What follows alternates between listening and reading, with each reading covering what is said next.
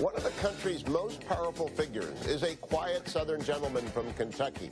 But never, ever underestimate Senator Mitch McConnell of Kentucky. He is the majority leader of the United States Senate. It's a job he has held since 2015 and will hold until 2019. He and the GOP hopes he holds it far beyond that. Senator McConnell is an unusually elusive figure on Capitol Hill. You can usually find him at the University of Louisville Cardinal football game, but not around the Senate.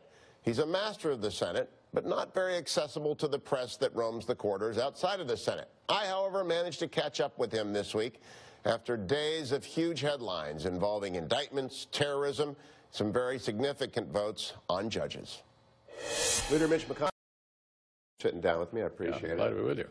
Big news week, and obviously we have to begin with the trauma in New York. The worst terrorist attack in America in New York since 9/11. Is it time to be talking about immigration reform, or should we wait a while? Well, the president's been talking about improving our vetting for some time.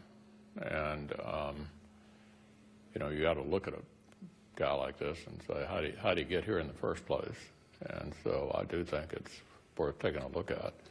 In your office, there's a picture of Henry Clay, the great Kentucky compromiser. Is there a compromise to be had on immigration that will get us DACA, some border security, and some initial vetting from people from suspect countries? Yeah, I think so. Yeah. The Democrats desperately want DACA. Republicans are not necessarily opposed to that.